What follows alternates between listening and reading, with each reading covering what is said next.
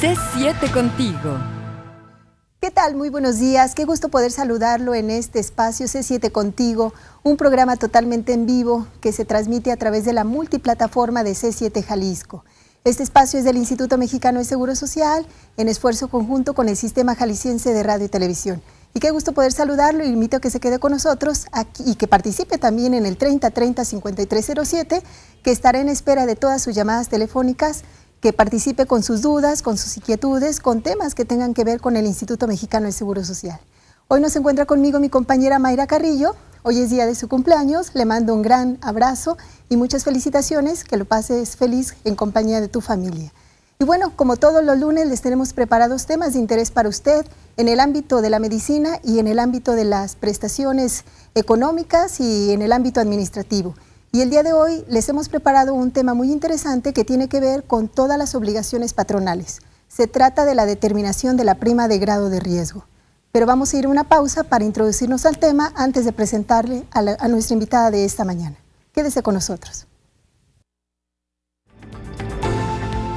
C7 contigo. Febrero es el mes en que los patrones están obligados a presentar ante el Instituto Mexicano del Seguro Social su autodeterminación de primas de riesgo de trabajo, cuya vigencia abarca todo el año que se reporta.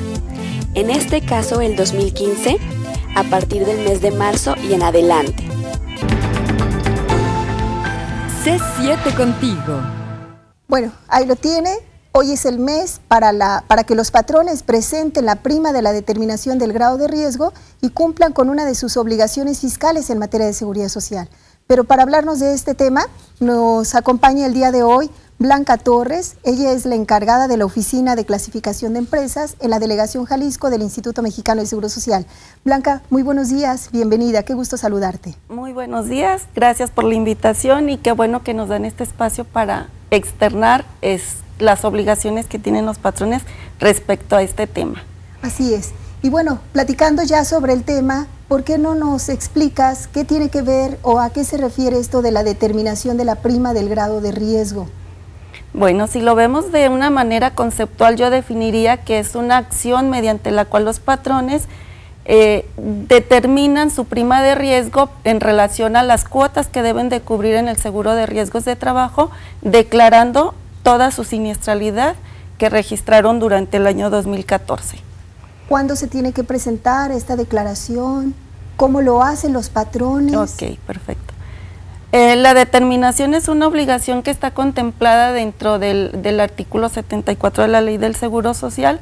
Es una obligación que se debe de cumplir durante el mes de febrero, durante todo el mes de febrero, extendiéndose este plazo, en este caso, hasta el 2 de marzo, de acuerdo al artículo 3 del reglamento de la Ley del Seguro Social en materia de afiliación, clasificación de empresas, recaudación y fiscalización. Entonces, ¿qué plazo tienen para presentarlo? Hasta el 2 de marzo. Hasta el 2 de marzo. Hasta el 2 de marzo en forma oportuna. Es decir, tienen este mes, hasta el 2 de marzo es la fecha fatal. La fecha fatal, exactamente. Y ¿cómo lo hacen los patrones? ¿Cómo acuden con ustedes? ¿Lo hacen en medios electrónicos? ¿Cómo dan ese cumplimiento a esta obligación que tienen? Hay dos formas de presentar la determinación anual. Una es mediante el sistema IMSS desde su empresa, para cual utilizan la herramienta del Sistema Único de Autodeterminación, que es el SUA. Esto lo presentan los patrones que tienen su firma digital, que para ello deberán de utilizar su número de patronal de identificación electrónica, y tan fácil como utilizar ya los datos que tienen ingresados en su Sistema Único de Autodeterminación para que puedan generar la determinación anual. Y la otra manera de presentar la determinación es mediante un programa que el instituto estableció en su página, en su portal del IMSS, un programa en la web, en la que ahí mismo aparece una guía en la que el patrón, el usuario, puede incluso ver todo el proceso de cómo debe de generar su determinación anual, para lo cual, una vez que la genere, deberá de grabarla en una USB o en un CD, imprimir 2 cantos de la determinación, que es la CLEM 22, y en su caso la CLEM 22A, que es la relación de donde detalla los riesgos de trabajo terminados en caso de que estos hubieran ocurrido. Y a ver, Blanca, para que toda nuestra población que nos está viendo y nos sigue en el portal de la multiplataforma pueda entender muy bien esto que se llama determinación de grado de riesgo, que tiene que ver con el cumplimiento de obligaciones fiscales, ¿qué datos, qué información tienen que presentar los patrones en esos formatos que nos platicas? Ok, deberá de registrar todos los riesgos de trabajo terminados durante el periodo del 2014, independientemente de la fecha de inicio. ¿Qué quiere decir esto? Que tal vez tuvieron riesgos que empezaron en el 2013, pero que fueron concluidos hasta el 2014. Para esto deberá declarar los días subsidiados, los porcentajes de incapacidad permanente parcial que se hubieran suscitado, las defunciones, recaídas y las revaluaciones los incrementos de las revaluaciones de las incapacidades permanentes. Esto es lo que debe de declarar el patrón, haciendo el detalle o precisando los datos del trabajador para que no tenga problemas, en el sentido de que si no puso bien el número de afiliación, le vaya a generar una diferencia por haber anotado el dato mal, ¿verdad? ¿Y esto por qué es importante que el patrón lo pueda presentar, lo pueda informar? ¿Para qué? ¿Cuál es el objetivo? El objetivo es para que se determine la prima con la que va a cubrir el seguro de riesgos de trabajo. En el caso del que el patrón omita cumplir con la obligación, si es que está obligado, será pues sujeto a una resolución y en su caso a una multa. Entonces queremos entender que esto tiene que ver con el pago de las aportaciones, de las cuotas. De las cuotas del seguro de riesgos de trabajo, en un ramo nada más de aseguramiento. En un ramo. Riesgos de trabajo, de ahí la importancia de lo que de ahí la importancia, porque de ahí se financia todo lo que es las eventualidades de todos los subsidios de la rama del seguro de riesgos de trabajo. Ok. Y comentabas ahorita que los casos terminados, ¿qué debemos de entender por casos terminados? Caso terminado es un riesgo de trabajo concluido. Hay 3 aspectos que determinan cómo es un caso de riesgo de trabajo concluido.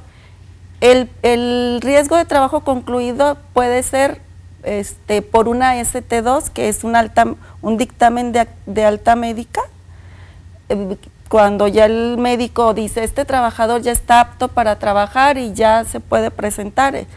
La otra manera de dar como casos de trabajo terminado es cuando se les otorga un porcentaje de incapacidad permanente parcial o total, en el que el médico hace un dictamen de ese porcentaje según el daño que haya tenido el trabajador y le pone como fecha de inicio, como fecha de pensión, X día del 2014, entonces esa fecha se debe de considerar como fecha de trabajo como riesgo de trabajo terminado, perdón.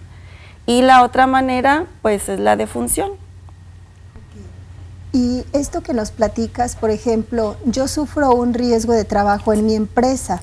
En el año, este periodo, ¿cuál es el periodo que estamos hablando para ese cumplimiento? ¿De qué periodo estamos hablando? Del 1 de enero del 1 de enero al 31 de diciembre del 2014. O sea, todos los accidentes del año pasado. Del año pasado.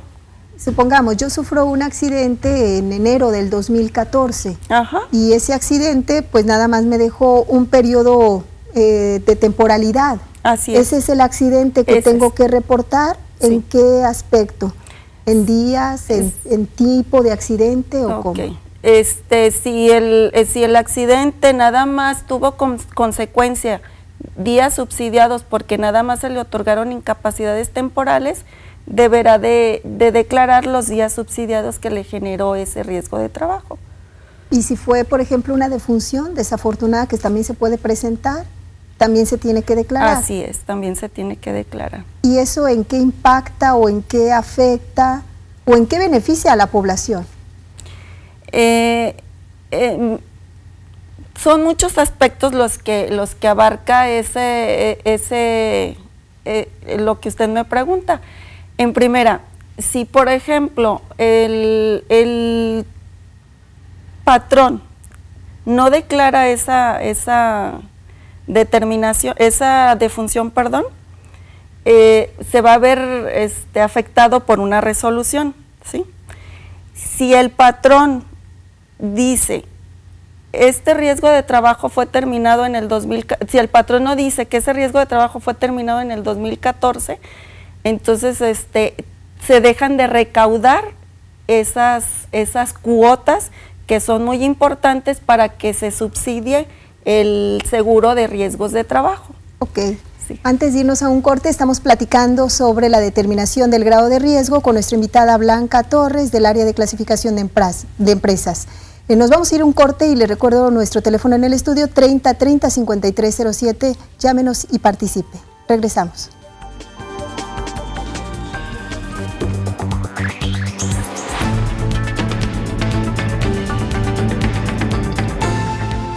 C7 contigo. Qué bueno que continúa con nosotros. Lo invitamos a que se siga reportando 30 30 53 07 y participe. Estamos platicando el día de hoy el tema de la determinación de la prima del grado de riesgo con nuestra invitada Blanca Torres.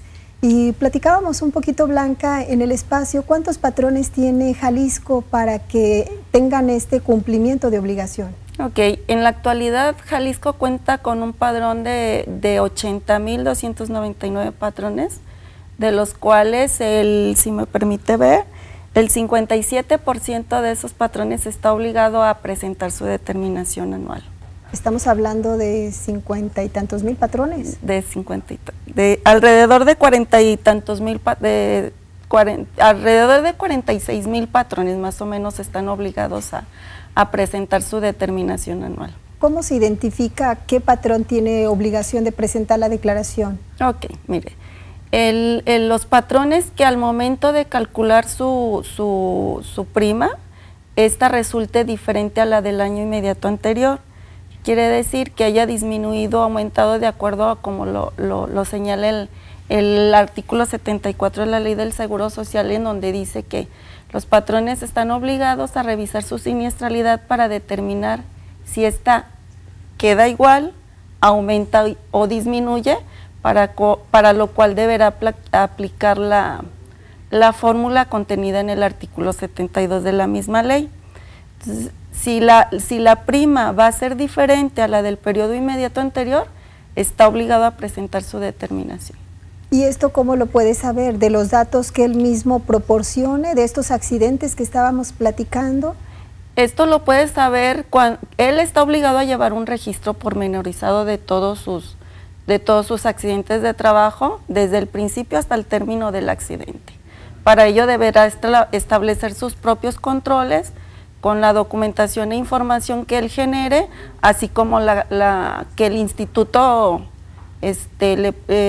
también genere, o que le proporcione misma que le deberá proporcionar a los trabajadores y a sus familiares para que se la hagan llegar al patrón. Entonces, una vez con toda esta información con la que él cuenta, deberá de hacer su cálculo para que determine si su prima aumenta, disminuye o queda en la misma que venía cotizando.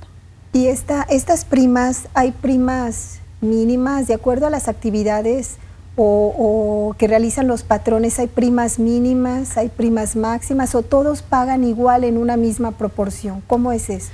No, las primas siempre, cuando un patrón se da de alta al instituto, siempre parte de una prima media, las cuales están contempladas en el artículo 76 de la Ley del Seguro 73, perdón, de la Ley del Seguro Social, dependiendo de la peligrosidad en la que las empresas estén catalogadas, de acuerdo al propio catálogo que está en el reglamento. Entonces, partiendo de ahí, va a ir aumentando o disminuyendo. La máxima quedaría al 15% y la mínima quedaría al 0.50%. Entonces, ya una vez que se ubica en cualquiera de los dos extremos, si al hacer el cálculo su prima no varía de esas dos, se le exime de presentar su determinación anual. Pero estamos hablando de un porcentaje así como muy abismal, 15, sí. 1 hasta el 15. Así es. ¿Quiénes, por ejemplo, pueden pagar el 15? Hay empresas que sí, por ejemplo, no sé, pudiera ser la industria minera, que tiene muy elevado su siniestralidad, pudiera llegar hasta el 15%, porque obviamente está catalogada desde, de acuerdo al 73 de la Ley del Seguro Social, está catalogada en la clasificación más alta y parte de una prima media del 7.58875. De ahí pudiera incrementarse hasta el 15%, ¿verdad? ¿Qué vigencia tienen estas primas o esta presentación de información de esta declaración? ¿Cuánto dura para que el patrón pague sobre estas mismas primas? ¿Qué tiempo? La prima tiene una vigencia del 1 de marzo del año en que la presenta al último día de febrero del siguiente año. Pues estaríamos hablando de que esta información es del 2014, de acuerdo a lo que nos platicabas. Sí. Que empieza el 1 de marzo de este 2015 hasta el... al último día de febrero del 2016. Y de ahí ella no puede bajar ya. De ahí, obviamente, dependiendo de la siniestralidad que registre para el 2015, va a ser nuevamente el mismo proceso de ver su siniestralidad, calcular su prima y determinar qué prima va a cotizar para el siguiente periodo. Entonces, puntualizando, este es un proceso donde los patrones tienen que presentar una información, donde la institución los va a ubicar en un grado o en una prima para pagar. Así es. Y si ese grado no me agrada a mí como patrón, ¿qué pasa? ¿Me tengo que sujetar a él? Bueno, ¿qué puedo hacer? Cuando un patrón se registra, se autodetermina su clasificación. El propio patrón determina en qué clase y fracción debe de cotizar de acuerdo al catálogo de actividades que tiene el reglamento. Una vez ubicada en esa prima media, obviamente va a ir aumentando o disminuyendo un punto porcentual de acuerdo a la Ley del Seguro Social, al artículo 74. Pero igual, pues, pudiera no estar de acuerdo en una clasificación si el propio instituto lo rectifica de alguna manera, pero si el propio patrón se autodetermina la clasificación, probablemente él mismo está aceptando que esa es la actividad que realiza y que pues esa es la prima que tiene que cubrir en el seguro de riesgos de trabajo. Y por ejemplo, se me ocurre, si yo como patrón ya presenté mi declaración y por alguna razón se me olvidó algún dato o algún accidente de uno de mis trabajadores y no lo reporté, ¿me hago acreedor a alguna sanción? ¿Hay alguna represalia al respecto? Mire, si detecta que el error antes de que se termine el plazo en el que está determinado para la presentación, puede presentar otra declaración complementaria, ya esté subsanando el error que cometió al omitir el riesgo. En caso de no ser así, el instituto detectará al hacer la confronta de lo que el patrón declaró con los registros propios del instituto, hará la confronta y determinará que hubo una omisión y se emitirá una resolución de rectificación por haber presentado con datos incompletos la determinación anual. ¿Y hay alguna sanción? Hay una sanción, sí, hay una sanción de 20 salarios mínimos, de acuerdo al artículo 304A y 304B. ¿Qué tipo de sanciones? ¿Es como un cobro? Es una multa fija de 20 salarios mínimos, que pues siempre ha sido así de 20 salarios mínimos, porque la fracción 3 del artículo 304B de la ley así lo prevé. O sea, si no presento esa información completa, pues me estaría haciendo acreedor a ciertas sanciones. Así es. ¿Y qué pasa si, no obstante que conozco que tengo este periodo hasta marzo, 2 de marzo, para presentar esta declaración, no lo hago? Mire, generalmente nos extendemos, si en este caso el 2 de marzo es el último día para presentarla oportunamente, nos extendemos hasta el día 6, hasta el viernes de esa misma semana, para que la presente de manera extemporánea. Ya una vez, si ya precluyó este plazo, pues tendría que hacer un escrito libre para presentar la determinación, siempre y cuando no se le haya notificado ya una resolución por haber omitido cumplir con la obligación, ¿verdad? Entonces tiene muchas facilidades para cumplir con esa obligación. Sí. Hablando nuevamente de los accidentes, estos que ocurren fuera de la empresa, en trayecto, los llamados accidentes en trayecto, ¿también tiene el patrón obligación de presentarlos en esta información de su declaración? No, de acuerdo al artículo 72 de la Ley del Seguro Social, el patrón no está obligado a declarar los riesgos que ocurren cuando se traslada el trabajador de su domicilio al centro de trabajo o viceversa, siempre y cuando el trayecto sea lógico y directo, ¿sí? Porque muchas veces hacen desviaciones. No, y se suscita mucho la situación de que, por ejemplo, comisionan a un trabajador a prestar sus servicios en X empresa. Entonces, ahí ya, si él se está yendo a un domicilio que no es el registrado en el instituto, se considera como que está ya en ejercicio de su trabajo, ¿verdad? Porque no es un trayecto lógico y directo como lo establece la... Entonces, ¿cuál sí sería un trayecto lógico directo? El médico de salud en el trabajo hace un estudio en el cual determina si el trayecto por el cual el trabajador sufrió, si en el punto donde sufrió el trabajador el accidente era el trayecto lógico para acudir al centro de trabajo del domicilio fiscal que está registrado en el fiscal, no, el domicilio de trabajo que está registrado. Qué interesante, vamos a continuar platicando de este tema. Regresamos después del corte. Les recuerdo el teléfono en el estudio 3030-5307. Regresamos.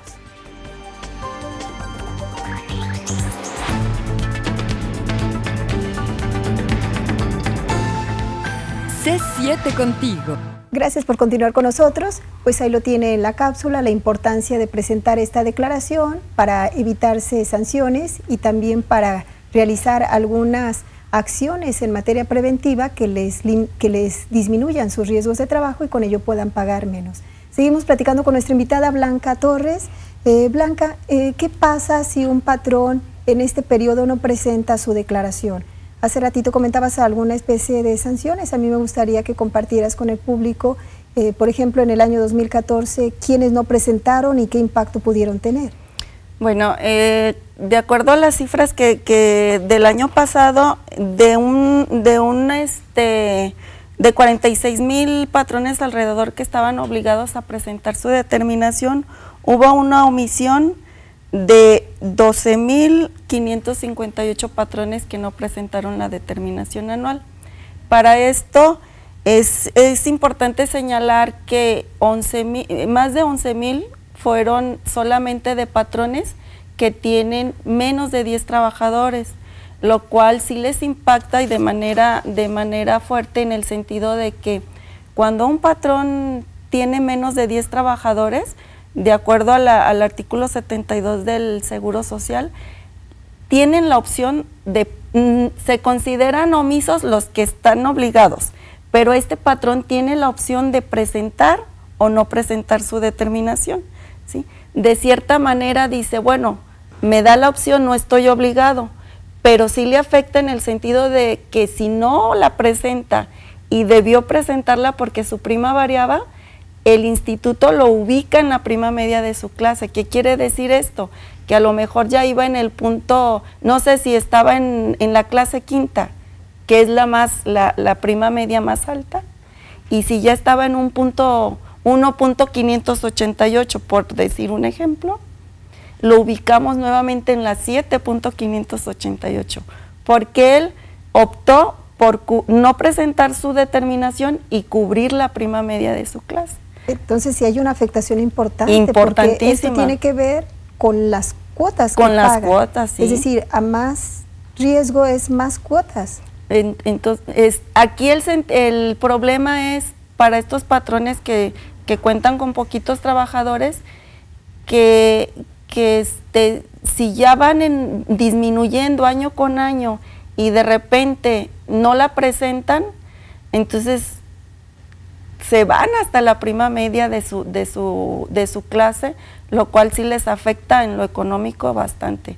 Entonces sí es recomendable que estén muy precisos en estar al pendiente de si varía su prima, presentar la determinación anual.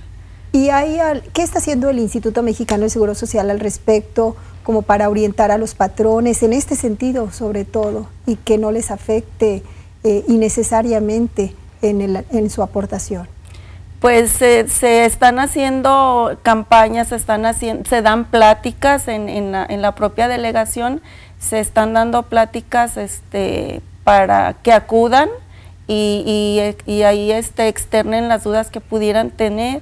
Se hacen volantes, se ponen carteles en las subdelegaciones, en las cámaras. Entonces se trata de abarcar, de difundir esta obligación para que ellos estén al pendiente de revisar su siniestralidad. ¿Hay módulos donde los están también como asesorando, apoyando, informando? Pueden acudir al módulo de información de la subdelegación que corresponda a su registro patronal, o en todo caso hablar al 01800-623-2323 para que se les oriente en este sentido. Con la experiencia que se tiene año con año, sí es muy elevada la cifra de los patrones que omiten y que son patrones con menos de 10 trabajadores. Pequeñas empresas que se ven afectadas en su economía en este sentido. ¿Cuántas declaraciones se esperan recibir este año? Pues esperemos que se supere la meta del año pasado y que se reciba al menos el 95%, que sería excelente. Eso esperamos. El año pasado se obtuvo un 72.23 de cumplimiento por parte del sector patronal en esta obligación. Ok. Sí. Platicando un poquito más sobre los accidentes de trabajo, las enfermedades que también se pudieran generar en el trabajo, ¿se tienen que reportar o forman parte de esta información? Sí, definitivamente sí.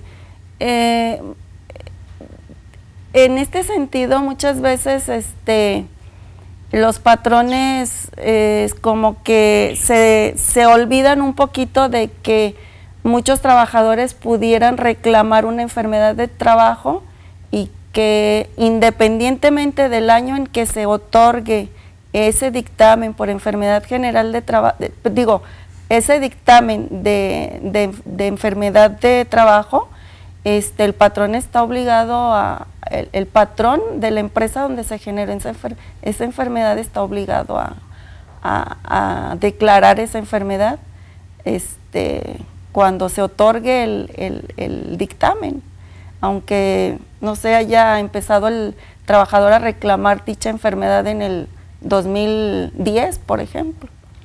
Y se me ocurre, Blanca, supongamos que yo tengo o trabajo para 2 empresas.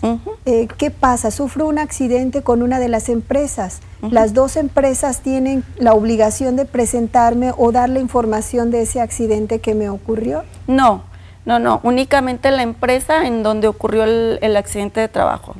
Solamente ella es la que tiene la obligación. ¿Y qué pasa con la otra empresa? ¿Cómo queda su siniestralidad? ¿Y cómo quedo yo como trabajador frente a esa otra empresa? No le afecta en nada en relación a la siniestralidad.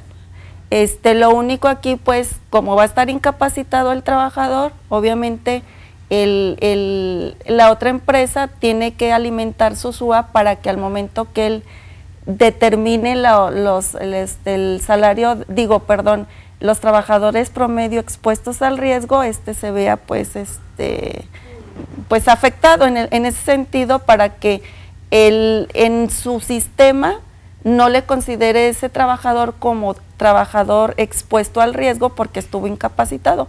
Pero a final de cuentas la incapacidad la puede considerar como enfermedad general para sus controles, el patrón, el patrón donde no ocurrió el accidente. De acuerdo. Y hablando un poco, Blanca, de la prevención, ¿qué programas, qué proyectos tiene el instituto? ¿Visita empresas? ¿Detecta las áreas peligrosas de las empresas donde exponen a los trabajadores a sufrir siniestros? Sí, ¿cómo lo hace? Sí, la Coordinación de Salud en el Trabajo hace esa labor tiene una comisión de seguridad e higiene que va a las empresas, visitan, revisan, todo en lo referente a la seguridad que deben de tener los trabajadores al momento de realizar sus labores. ¿Y esto también tiene que ver con esta información que presentan, o es aparte, son acciones diferentes?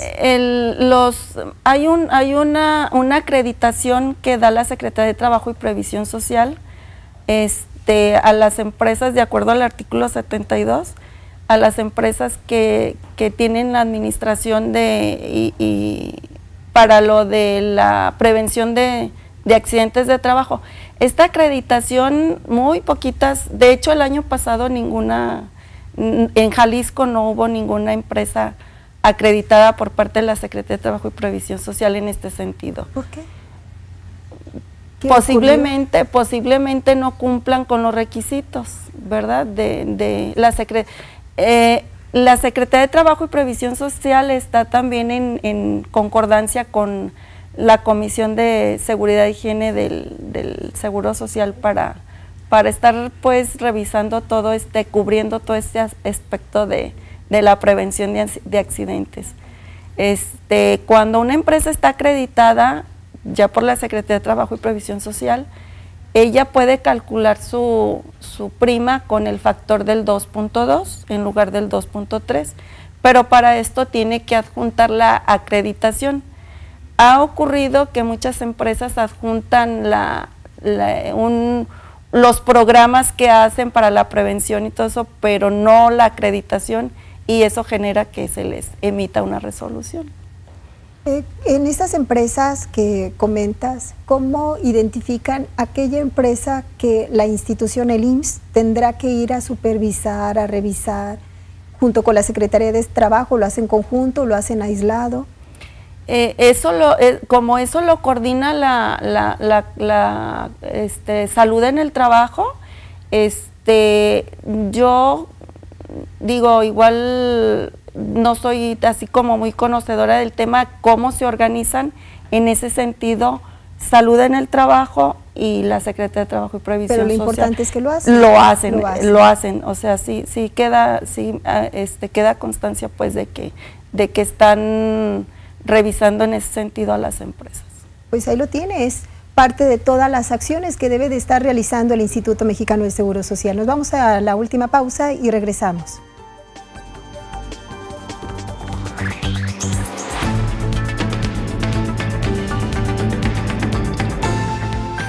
C7 contigo. Gracias por continuar con nosotros. Seguimos platicando el día de hoy con el tema de la determinación del grado de riesgo y nuestra invitada de la Delegación Jalisco, Blanca Torres. Tenemos preguntas de ustedes, les vamos a dar salida. El señor José Luis Roa González ya está siendo atendido por el área de atención al derechohabiente. Señor, muchas gracias por su pregunta. Rafael Hernández Ramírez pregunta a Blanca, ¿cuánto es lo que me protege de casa a trabajo esta prima? Bueno, se refiere al accidente. Al accidente, sí. Si el accidente fue calificado como accidente de trabajo en trayecto, le cubre al 100% de su salario. O sea, el 100%. El 100%. O sea, no es que le ocurre el accidente dentro de la empresa, el que está también en ese trayecto que comentabas. Sí, los dos, el que ocurre dentro de la empresa y el que ocurre en trayecto para el asegurado le cubre al 100% de su salario. Muy bien. Otra pregunta dice, en mi trabajo se tienen condiciones de poca seguridad. ¿Cómo puedo reportar esto? Yo creo que ahí se tendría que dirigir a la Secretaría de Trabajo y Previsión Social y a la Coordinación de Salud en el Trabajo para hacer su reporte. Es parte de lo que hace ratito platicábamos, sí, de estas medidas que deben de implementar las empresas para poder proteger más a sus trabajadores, así ¿no es, crees? Sí, sí, sí, y estas dos autoridades son las competentes para ingresar a la empresa y revisar todo lo que es seguridad y higiene en este aspecto. Ok, muy bien. También nos llama Susana Perales. Ella dice que tuvo un accidente en el transporte público, del trabajo hacia su casa. ¿Tiene alguna cobertura por parte del IMSS? Su pago de subsidios al 100% y su atención médica, que es lo que pudiera abarcar la rama del seguro de riesgos de trabajo. No nos deja ningún teléfono, porque también es importante saber si está vigente en el IMSS, si está asegurado al IMSS para poderle dar mayor información de las prestaciones a las que usted tendría derecho. Susana Perales. Oscar Valdés también nos llama y nos pregunta, ¿qué puedo hacer si el patrón no quiere llenar los formatos que otorga el IMSS por un riesgo de trabajo? Esto me preocupa, el patrón no quiere llenar los formatos. Mire, maestra, el instituto le da, cuando el asegurado se presenta a la atención médica inicial y se le requisita el formato ST7, el patrón está obligado a requisitarlo. En caso de que no lo haga en 72 horas, el instituto por oficio lo requisita y califica el riesgo de trabajo. ¿Este formato qué importancia tiene o qué es lo que tiene que ver con lo de los riesgos? Este formato es el que está normado para la calificación del accidente de trabajo. Entonces, mediante él se hace la gestión para que, a través del trabajador, el patrón cumpla con la obligación de requisitarlo y regresarlo también mediante el trabajador al instituto para que pueda ser calificado el accidente. Entonces, si el patrón no lo llena, ¿es el instituto el que lo hace? Él lo hace de manera oficiosa, sí, lo hace de manera oficiosa. Okay. Para otorgarle la prestación si tiene derecho, otorgarle la prestación al trabajador como riesgo de trabajo. De acuerdo. Patricia Sánchez, también gracias por su llamada, nos pregunta, ¿cuál es el proceso para declarar un accidente de trayecto? Un accidente de trayecto. El proceso es, si ella maneja el Sistema Único de Autodeterminación, obviamente va a tener que capturar las incapacidades. Aquí es bien importantísimo señalar que hay 4 maneras de capturarla: si es única, si es inicial y si es subsecuente, o si ya es caso concluido.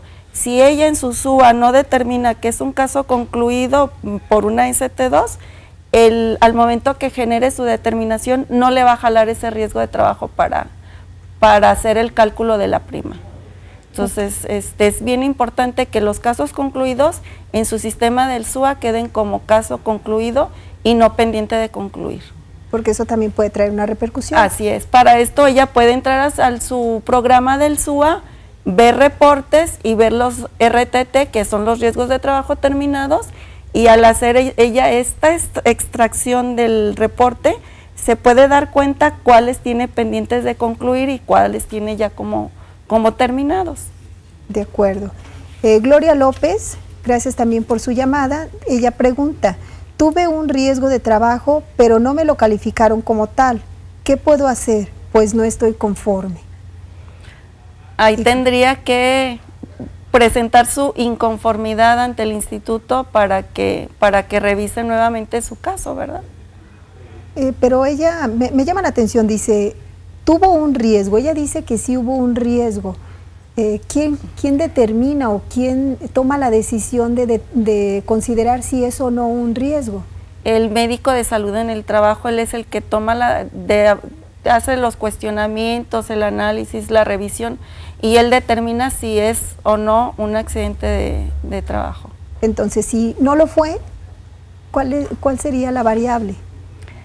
Si no lo fue, los subsidios que le van a pagar van a ser como enfermedad general, que es al 60% de su salario, y le repercute obviamente en su economía. Y la manera de pues impugnarlo sería inconformándose, ¿verdad? Si está dentro de los plazos. Haciendo una inconformidad. Una inconformidad. Una inconformidad. En este sentido, dice ella, no estoy conforme, puede presentar una inconformidad. Nos deja un número de teléfono, nos trataremos de comunicar con usted para orientarle mucho más sobre este tema. Y bueno, regresando, Blanca, yo quisiera preguntarte, o más bien que nos recomiendes a todos los patrones, qué es lo que tienen que hacer para que en este mes puedan dar ese cumplimiento a esta obligación fiscal. Sí, aquí qué bueno que nos da este medio para difundir esta obligación y exhortar a los patrones pues que cumplan con ella, que se eviten sanciones, se eviten resoluciones, molestias y que a final de cuentas pues sí les genera un impacto en su economía si se sanciona con multa, ¿verdad? Entonces exhortarlos a que cumplan con la obligación. Y las recomendaciones de los errores, voy a hacer una referencia de los errores más frecuentes con el que nos topamos. Uno de los errores más frecuentes es, por ejemplo, que los patrones relacionan incapacidad por incapacidad, en lugar de relacionar en un solo renglón, del inicio al término del riesgo de trabajo. ¿Qué quiere decir?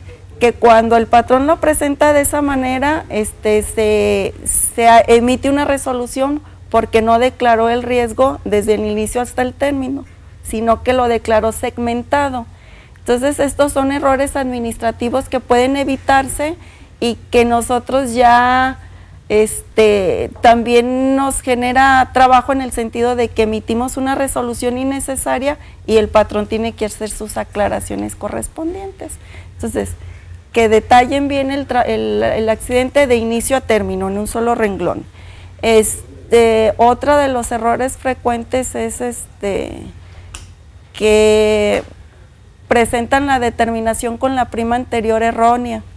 Entonces, también hay que tener cuidado. Les afecta. Les afecta. Entonces, tratar de que ellos administrativamente analicen bien su determinación para que se evite molestias innecesarias, ¿verdad? Y aquellos patrones que están obligados, pues, que presenten su determinación. El año pasado, a los patrones con más de 10 trabajadores que estaban obligados, fueron 1,052 patrones los que omitieron.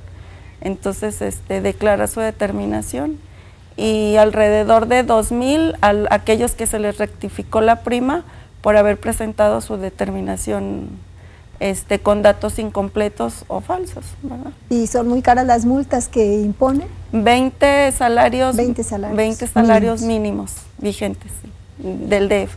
Bueno, a un patrón con un número importante de trabajadores, tal vez esta sanción no sea tan impactante, comparado con un patrón de 10 trabajadores, por ejemplo. Bueno, pero al patrón de 10 trabajadores, como es optativa la presentación, a ellos nada más se les ubica en la prima media de su clase, que ya es mucho impacto financiero para ellos, no se les sanciona. Sí. A ellos no se les sanciona por ser optativa la presentación. Pues para ellos no hay sanción. Para ellos no hay sanción, pero sí hay un impacto económico en el sentido de que su prima se incrementa, en la mayoría de los casos. Pues qué interesante todo lo que nos platicaste el día de hoy, Blanca. ¿Alguna sugerencia final para los patrones? ¿Algún mensaje?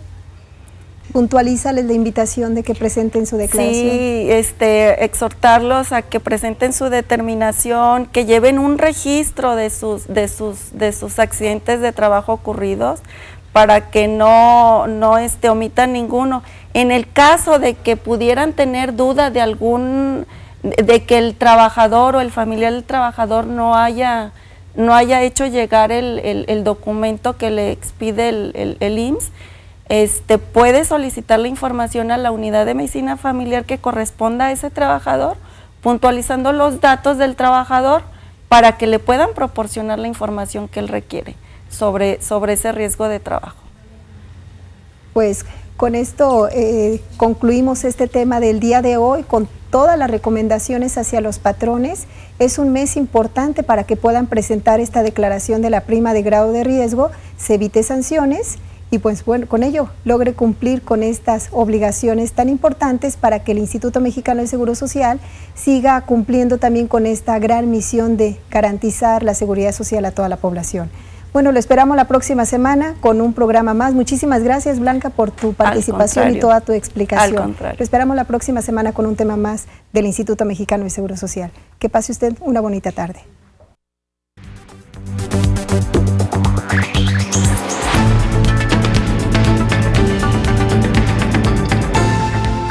C7 Contigo.